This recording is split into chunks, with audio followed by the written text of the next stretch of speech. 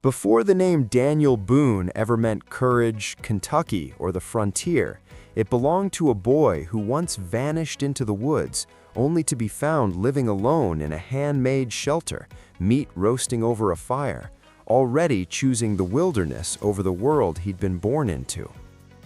Daniel Boone was born in Pennsylvania in 1735.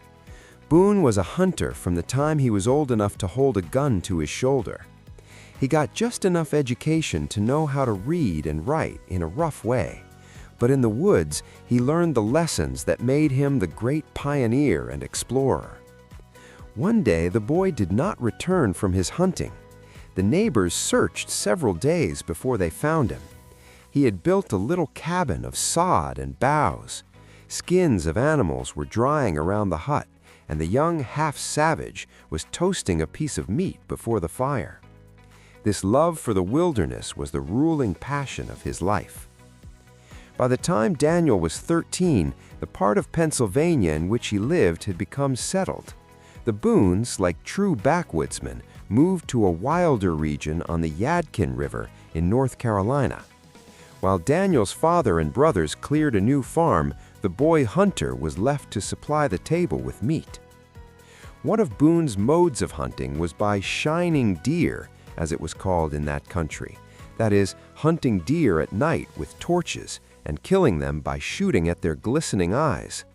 One night, Boone, hunting in this fashion, saw a pair of eyes shining in the dark, which he thought to be deer's eyes, but which proved to be those of a neighbor's daughter, whom Boone afterwards married.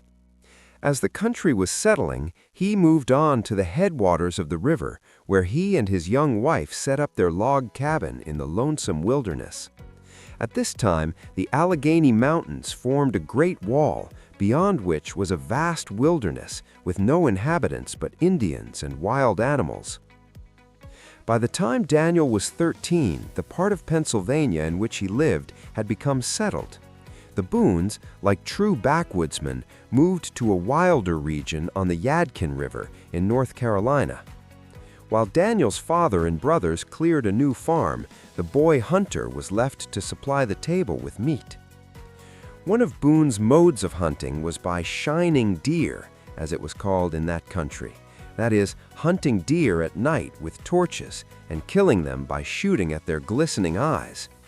One night, Boone, hunting in this fashion, saw a pair of eyes shining in the dark, which he thought to be deer's eyes, but which proved to be those of a neighbor's daughter, whom Boone afterwards married. As the country was settling, he moved on to the headwaters of the river, where he and his young wife set up their log cabin in the lonesome wilderness. At this time, the Allegheny Mountains formed a great wall, beyond which was a vast wilderness with no inhabitants but Indians and wild animals. By the time Daniel was 13, the part of Pennsylvania in which he lived had become settled. The Boones, like true backwoodsmen, moved to a wilder region on the Yadkin River in North Carolina. While Daniel's father and brothers cleared a new farm, the boy hunter was left to supply the table with meat. One of Boone's modes of hunting was by shining deer, as it was called in that country. That is, hunting deer at night with torches and killing them by shooting at their glistening eyes.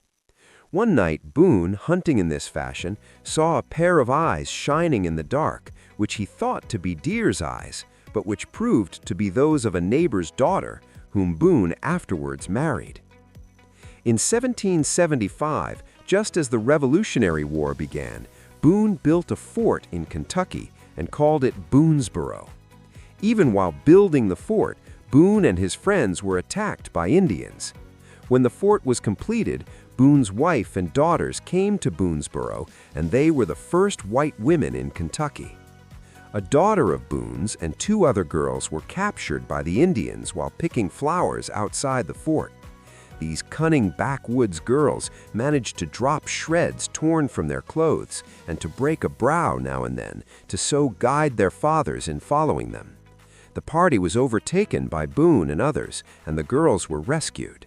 To tell of all the battles around Boonesboro, or of all of Daniel Boone's fights and escapes, would take a great part of this video. Once, when hunting, he encountered two Indians. He treed, as they called it.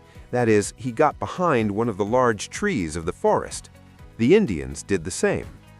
Boone partly exposed himself, and one of the Indians fired, but Boone, who was very quick, dodged at the flash of the Indian's gun. He played the same trick on the other. Then he shot one of the Indians and killed the Indian with a knife, such as hunters of that time carried in their belts. One day, Boone was attacked by 100 savages. He tried the speed of his legs, but one young Indian was swifter than he, and he was captured. The Indians thought him a great prize. They shaved his head, leaving a single lock, painted his face, and dressed him up like an Indian. Then they gave him to an old woman who had lost her son. She had her choice to adopt him or give him up to be burned alive. After looking at him a long time, the squaw made up her mind to adopt him.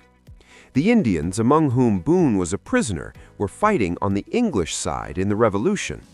The English officers who were then at Detroit bought all their captives from the Indians, except Boone, and they offered $500 for Captain Boone.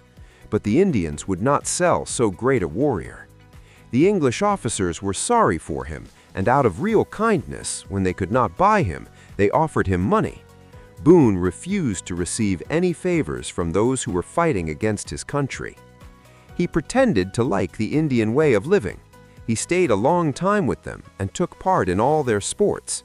He seemed to have forgotten his own people. But when he found that they were preparing to attack Boonesboro, he got ready to escape. Pretending to chase a deer while holding a piece of his breakfast in his hand, he succeeded in getting away. By running in streams of water, he kept the Indians from following his tracks. He lived on roots and berries, and only once ventured to discharge his gun to get food. When he got back to Boonesboro, he found that his family had given him up for dead and gone back to North Carolina. He repaired the fort and beat off 500 Indians who attacked it. Boone brought his family to Kentucky again and was in many severe fights after this. Kentucky had no rest from bloodshed until Wayne defeated the Indians in Ohio in 1794. When Kentucky had filled up with people, the old pioneer went off to Missouri so as to get elbow room. The amusements of his old age were lying in wait for deer, shooting wild turkeys, and hunting for bee trees. He was 85 years old when he died. Daniel Boone's life was shaped by the wilderness he loved more than comfort or safety. From a boy who learned his lessons among trees and trails, he grew into a fearless pioneer who crossed mountains, faced captivity, loss, and constant danger, yet never turned back.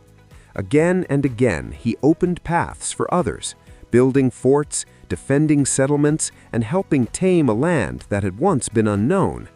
Even when age came and the country filled with people, Boone moved on in search of freedom and open space.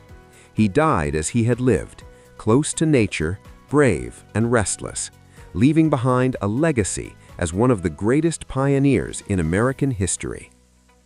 If this story sparked your curiosity, don't let it end here.